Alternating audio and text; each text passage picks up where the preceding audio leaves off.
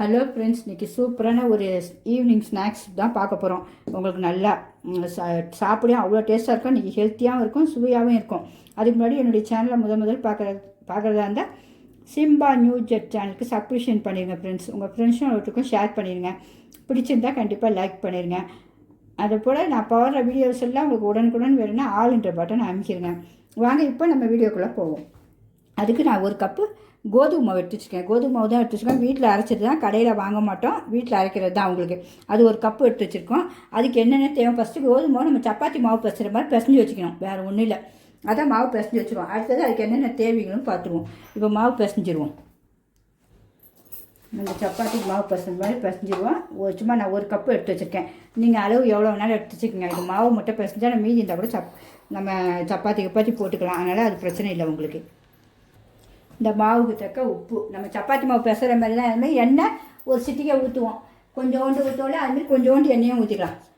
சும்மா கொஞ்சம். எல்லாமே நம்ம சப்பாத்திக்கு எப்படி பிசைவோம் அதே தான் சேம். கூட கொஞ்சம் வேணால் உங்களுக்கு எண்ணெய் ஊற்றிக்கங்க. சாஃப்ட்னஸ் பிசைய முடியல, நான் பிக்னஸ் பிள்ளைங்களுக்காக சொல்கிறேன். அப்புறம் தண்ணி நம்ம எவ்வளோ வேணுமோ அவ்வளோ ஊற்றி பிசைஞ்சிட்டு வந்துடுவோம். நல்லா சாஃப்டாக பிசைஞ்சிட்டு வந்துடுவோம். ரொம்ப தண்ணியாக பிசையக்கூடாது, சாஃப்டாக பிசைஞ்சிட்டு வந்துடுவோம். இது பாருங்கள், மாவு இந்த அளவுக்கு பிசைஞ்சாச்சு. நல்லா ஊற்றிட்டு கொஞ்சம் அப்படியே கொஞ்ச நேரம் ஊற வச்சுருங்க. நம்ம அதுக்குள்ளே அடுத்த வேலையை பார்க்கலாம்.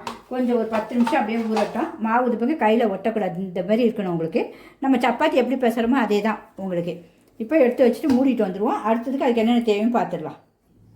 இப்போ அடுத்தது நம்ம இந்த சப்பாத்தி மாவு பிசைஞ்சு வச்சாச்சு. உள்ளே இருக்க பூர்ணம் பண்ணணும். நம்ம வந்து சுழியம் மாதிரி ஒரு ஸ்வீட் தான் பண்ண போகிறோம். சுழியம் எல்லாம் சொல்லலாம். நம்ம பல விதமாக செஞ்சுருக்கோம். சுழியம் பாரம்பரிய முறைப்படி சீனிக்கிழங்கு எல்லா வகை சுழியமும் நான் செஞ்சுருக்கேன். போய் பாருங்கள், என்னுடைய லிங்கில் தெரியும். அந்த சுழியம் தான் பண்ண போகிறேன். அதை கொஞ்சம் வித்தியாசமாக பண்ண போகிறேன். ஹெல்த்தியும் சுவையும் ஈவினிங் பிள்ளைங்களுக்கு இருக்கிறதுக்காக ஒரு கப்பு தேங்காய் துருவி எடுத்து வச்சுருக்கேன். அதுக்கு 2 ஏலக்காய் எடுத்து வச்சுருக்கேன். ஏலக்காய் வந்து வறுக்கும்போது பிச்சு போட்டுருவோம், அந்த வாசனை உங்களுக்கு இருக்கும். அப்புறம் அவுள், வெள்ளை தட்டை அவுள் எடுத்து வச்சுருக்கேன். உங்களுக்கு துணி வச்சு நல்லா தொடச்சி வச்சுருக்கேன். நீங்கள் கழுவுனாலும் கழுவி சும்மா தண்ணி இல்லாமல் போடணும். ஆனால் ரொம்ப தண்ணியாக போட்டால் குழஞ்சிடும், அதுக்காக தான். அப்புறம் நாட்டு சக்கரை எடுத்து வச்சுருக்கேன். உங்களுக்கு சுகர் வந்து எந்த சுகரோ வெல்லமோ எதுனாலும் எடுக்கலாம். நம்ம கருப்பட்டி கூட இதுக்கு செய்யலாம். நான் வந்து 3/4 போல் எடுத்து வச்சுருக்கேன். இதெல்லாம் ஒன்று 3/4 எடுத்து வச்சுருக்கேன். பத்தலைனா கூட நம்ம போட்டுக்கலாம். இப்போ நம்ம இதை வந்து ஃபஸ்ட்டு லைட்டாக தண்ணி ஊற்றி கொஞ்சம் கரைச்சிக்கிட்டு அப்புறம் ஒன்று ஒன்றா சேர்ப்போம். ரொம்ப சுவை சூப்பராக இருக்கும். மிஸ் பண்ணவே பண்ணாதீங்க. நம்ம சுவையை எப்படி சாப்பிட்ருக்கோம் அதேமாதிரி கொஞ்சம் வித்தியாசமாக இருக்கும். வேறு ஒன்றும் இல்லை, பிள்ளைங்களுக்கு சாப்பிட வித்தியாசமாக இருக்கணும்ல. ஒவ்வொரு சுழியமும் நம்ம ஒவ்வொரு மாதிரி போட்டிருக்கோம். இப்போ இந்த இது வந்து வெறும் கோதுமை வச்சு செய்ய போகிறோம். அதுக்கு முன்னாடி நம்ம ஸ்டவ் பற்ற வச்சுருவோம். வாங்க,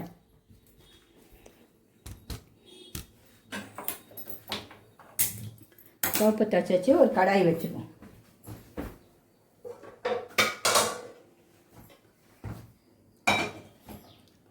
வச்சாச்சு, சூடாகட்டும். நம்ம வந்து இந்த 3/4 டம்ளர், ஒரு டம்ளரில் இவ்வளோ தான், ஒரு 1/4 டம்ளர் மீதி இருக்குது. அது வந்து நம்ம வெள்ளை பாகுக்கு ஊற்றிக்கலாம். உங்களுக்கு நீங்கள் எதுனாலும் போட்டுக்கலாம். இந்த முழுகிற அளவு போதும், கணக்கு அதுதான். நீங்கள் வேறு வந்து ரொம்ப போட வேண்டாம். இந்த பாருங்க, இந்த முழுகிற அளவு வெள்ளம் போதும். வெள்ளம் முழுகிற அளவு தண்ணி ஊற்றிக்கங்க, அவ்வளோதான். கொஞ்சம் சூடாகட்டும். இங்கே பாருங்க, நாட்டு சக்கரை கரைய ஆரம்பிச்சிருச்சு, கொதிக்க ஆரம்பிச்சிருச்சு. நல்லா கரைஞ்சிடும். உங்களுக்கு நல்லா கொஞ்சம் முறை கூடி வந்தாலே போதும். பிசு தன்மை வரணும், அவ்வளோதான். உங்களுக்கு கொஞ்சம் கூடி வரட்டும்.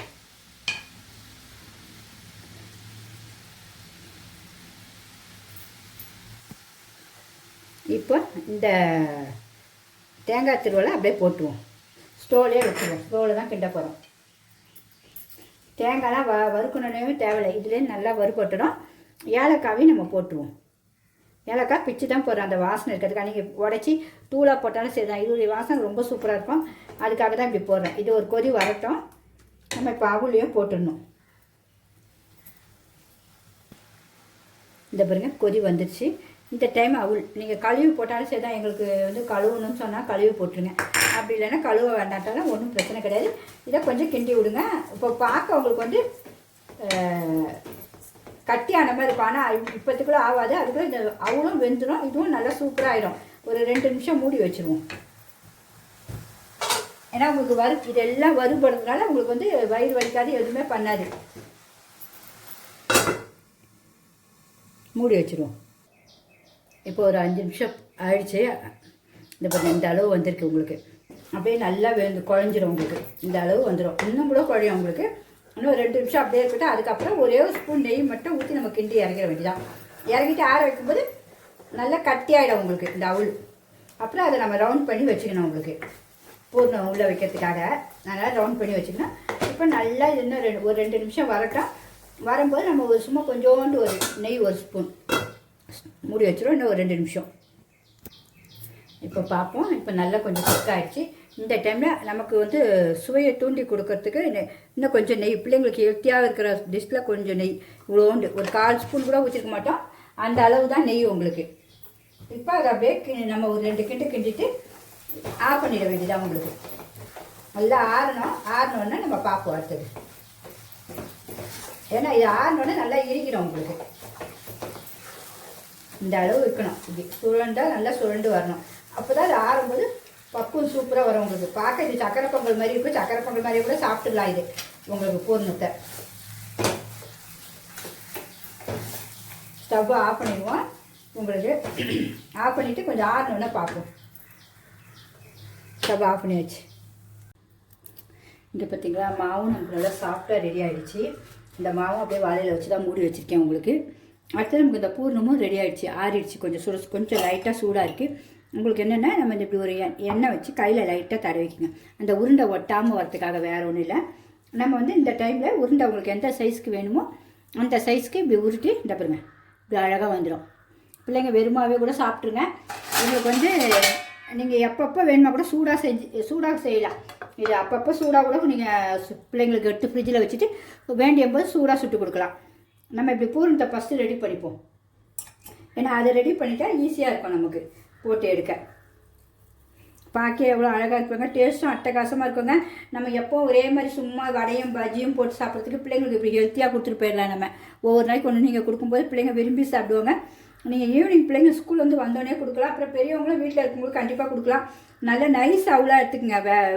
எடுத்திங்கன்னா நல்லா அழகாக கரைஞ்சிரும் உங்களுக்கு. அப்படி சப்போஸ் உங்களுக்கு கரையுமான்னு நீங்கள் டவுட் பட்டால் கூட நீங்கள் மிக்சியில் ஒரு பொரியை வச்சுட்டு கூட நீங்கள் செஞ்சுக்கலாம். ஏன்னா அது கண்டிப்பாக ஆனால் கரைஞ்சிரும் உங்களுக்கு வெள்ளைப்பாகில். இருந்தாலும் உங்களுக்கு நான் சொல்லிடுறேன். என்னென்ன சின்ன சின்ன மெத்தட் சொல்லிவிட்டா நீங்கள் செஞ்சுருவீங்கல்ல. பிள்ளைங்க எல்லாம் பிடிச்சிருந்தா கண்டிப்பாக என்னோடய வீடியோவை ஒரு லைக் பண்ணிவிட்டு பாருங்கம்மா. எண்ணெயே ரொம்ப தேவைப்படாது. சும்மா லைட்டாக ஒரு வாட்டி நீங்கள் செஞ்சாலே மொத்தத்தையும் இப்படி ஊட்டி வச்சுக்கலாம். நமக்கு தேவைகளுக்கு மட்டும் ஊட்டி வச்சுப்போம். மீதியை நம்ம அப்புறம் பார்த்துக்கலாம்.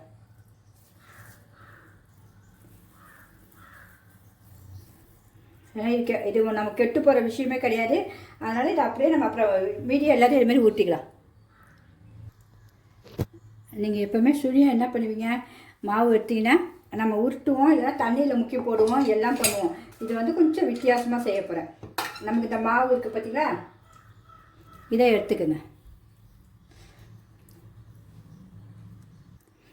பாருங்க சப்பாத்தி மாவு சைஸ் எடுத்திருக்கேன். நம்ம அதை நம்ம உங்களுக்கு ஜூஸ் நம்ம லெமன்லாம் ஜூஸ் போடுவோம்ல அதில் தான் எடுத்திருக்கேன். அதை இப்படி உள்ளே வச்சுருங்க. வச்சுட்டு இப்படி அழுத்திடுங்க. அழுத்திட்டா இது நல்லா குழியாகிடும் உங்களுக்கு. வித்தியாசமாக நம்ம கையிலலாம் செய்யவே தேவையில்ல. அப்புறம் இப்படி நம்ம சமப்படுத்திட்டு நீங்கள் இப்படி ஒரு உருண்டையை வச்சுட்டு மீதி பொருளத்தை இப்படி நல்லா அழகாக செஞ்சுட்டு திருப்பி அப்படியே எடுத்துட வேண்டியதான். அவ்வளோதான். எவ்வளோ ஈஸியாகவும் இருக்குது, எவ்வளோ பார்க்க அழகாக வந்துடும் பாருங்கள். அவ்வளோதான். அப்படியே ஊற்றிடுங்க. இந்த சுழியத்தை நம்ம போட்டு எடுத்துடும். ஒன்று சாப்பிட்டா கூட போதும், திருப்தியாக இருக்கும் உங்களுக்கு. இப்போ பார்த்தீங்களா கொஞ்சம் வேகம் மட்டும் தான் லேட் ஆகும், வேறு ஒன்றும் இல்லை. இந்த பாருங்க. உங்களுக்கு இந்த சுழியம் பிடிச்சிருந்தா கண்டிப்பாக எல்லாருமே லைக் பண்ணுங்கள். நமக்கு சின்னதாக வேணாலும் சின்னதாக செஞ்சுருங்க. இப்போ நான் அடுத்ததையும் ஒன்று செஞ்சு காட்டுறேன் பாருங்கள் உங்களுக்கு.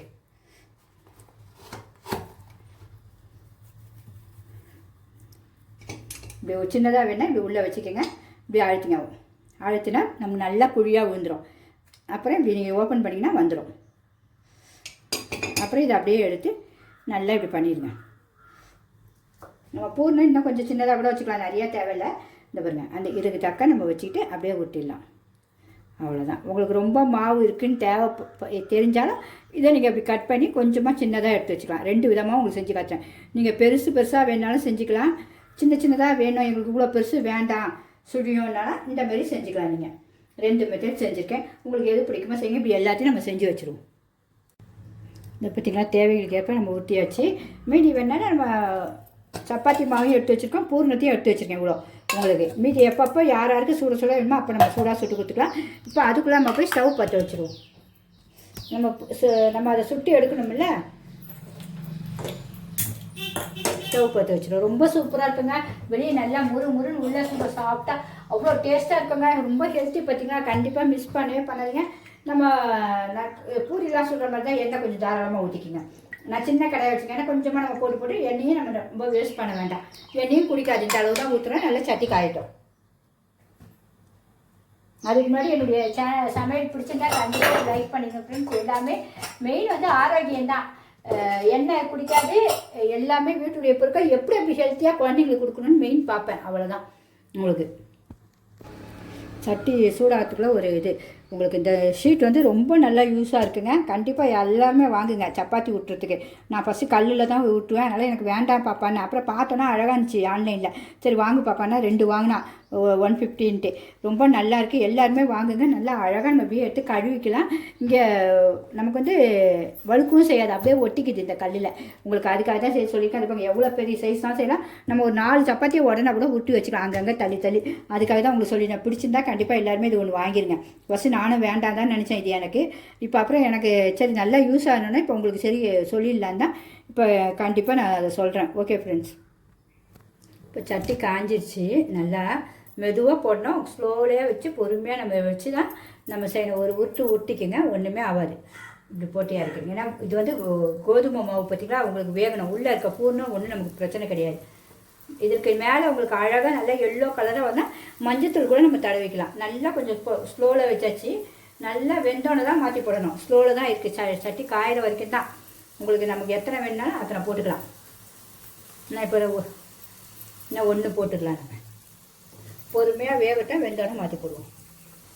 இப்போ ஒரு பக்கம் லைட்டாக வெந்திருக்கு, இதை அப்படியே மாற்றி போடுவோம். நல்லா கிறிஸ்பியாக இருக்குங்க. எண்ணெயே பிடிக்காது. நம்ம சப்பாத்திக்கு மாதிரி தான் போடுறோம். நம்ம நிறையா மாவு வந்து எண்ணெய்லாம் ஊற்றலை. உங்களுக்கு சப்பாத்திக்கு எவ்வளோ 2 சொட்டு எண்ணெய் தான் ஊற்றி பார்த்துருக்கேன். நம்ம சப்பாத்தி மாவு இருந்தாலே நீங்கள் வீட்டில் இப்படி செஞ்சு பார்த்துங்களேன்.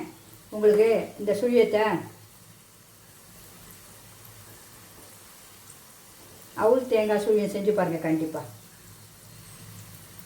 இப்போ இதே மாற்றியாச்சு. இன்னும் பொறுமையாக அப்படியே இருக்கட்டும், சிம்மிலே இருக்கட்டும். இந்த பூனை நீங்கள் ஃப்ரிட்ஜிலே வச்சுட்டு 1 வாரம் கழிச்சு கூட செய்யலாம், கெட்டு போகாது. அப்பப்போ யாராவது திடீர்னு கெஸ்ட்டு வந்தால் கூட செய்யலாம். இன்னும் வித்தியாசமாக இருக்குவாங்க நம்ம பூரி மாவில் செய்கிறது. உங்களுக்கு வந்து பாரம்பரிய முறைப்படி செய்யனாலும் செய்யலாம். இதில் நம்ம கோதுமை மாவு முக்கியம், கரைச்சியும் செய்யலாம். இதை பாருங்கள், இந்த அளவு வந்துச்சு. எண்ணெய் ஒரு சொட்டு குடிச்சிருக்கா மட்டும் நீங்கள் பாருங்கள் எப்படி இருக்குது பாருங்க. சவுண்டு கலகலன்னு. ஒரு சொட்டு எண்ணெய் குடிக்காதுங்க மெயின். என்னுடைய பலகாரத்தில் அதுதான் மெயின். உங்களுக்கு எண்ணெய் குடிக்கிற ஐட்டங்களோ எதுவுமே செய்ய விரும்ப மாட்டேன். டக்குன்னு எது நல்லா இருக்கோ செஞ்சு நம்ம சாப்பிட்டு நல்லா இருந்தால் மட்டும்தான் உங்களுக்கு. இதை பாருங்க, பார்க்க எவ்வளோ சூப்பராக இருக்குது பார்த்தீங்களா. இப்போ அடுத்ததையும் போட்டுருவோமா. சட்டி ஸ்லோவில் தான் வச்சுருக்கேன். இப்போ கொஞ்சம் ஹையில் வச்சுப்பேன். ஏன்னா கொஞ்சம் 2 நிமிஷம் வச்சாதான் நமக்கு அது சூட்டுக்கு அப்படியே வரும். நீங்கள் ஒழுங்காக ஊற்றலாம், பிரிஞ்சிடும். அதையும் சொல்லிட்டேன்.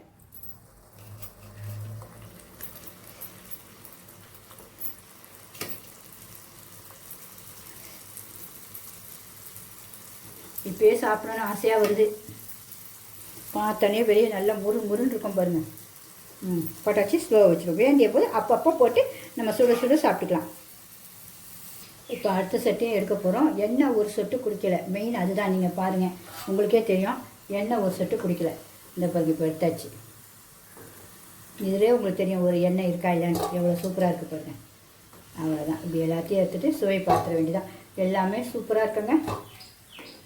ஒன்று சாப்பிட்டாலும் பிள்ளைங்களுக்கு நச்சுன்னு இருக்கும். சுழியம் ஆஃப் பண்ணிடுவோம். இப்போ சுவை பார்த்துருவோம். அதேமாதிரி எண்ணெயும் ஒரு சொட்டு அழுக்கு இருக்காது, எதுவுமே இருக்காது. அதுக்காக தான் உங்களுக்கு காட்டில அந்த ஊற்றின எண்ணெய் அப்படியே இருக்குது. நம்ம வேறு எதுக்காக வேணும்னா கூட ஊற்றிக்கலாம். இங்கே பார்த்திங்களா எவ்வளோ அழகாக சுழியம் சூப்பராக ரெடி ஆகிடுச்சு. பார்க்க அழகாக இல்லை உங்களுக்கு. சுவையும் அவ்வளோ டேஸ்ட்டாக இருக்கும். எண்ணெய் சுத்தமாக குடிக்கல. மெயின் சவுண்டை பாருங்கள். வெளியே மொறுன்னு இருக்கும், உள்ளே நல்லா சாஃப்டாக டேஸ்ட்டாக ஜூஸியாக இருக்கும். உங்களுக்கு நான் பிச்சம் காட்டியிருக்கேன், காட்டுறேன் பாருங்கள்.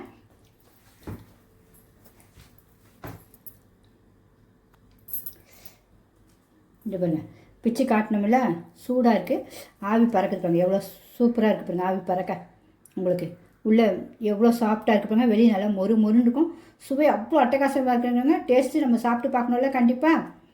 எல்லாமே ஹெல்த்தி உடம்புக்கு. உண்மையாகவே உங்களுக்கு கண்டிப்பாக என்னுடைய சேனல் பிடிச்சிருந்தா கண்டிப்பாக ஒரு லைக் பண்ணிடுங்க ஃப்ரெண்ட்ஸ். புதுசாக பார்க்குறவங்க சப்ஸ்கிரிப்ஷன் பண்ணிடுங்க. இப்போ டேஸ்ட் பார்த்துருவோம்.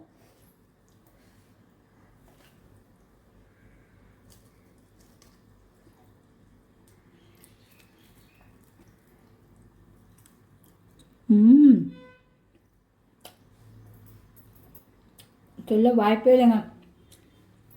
அவ்வளோ ஒரு டேஸ்ட்டு மொறு மொறுன்னு இருக்குது. உங்களுக்கு கண்டிப்பாக பிடிக்கும்னு நினைக்கிறேன். எல்லாருக்கும் பிடிச்சிருந்தா கண்டிப்பாக ஒரு லைக் பண்ணிடுங்க ஃப்ரெண்ட்ஸ்.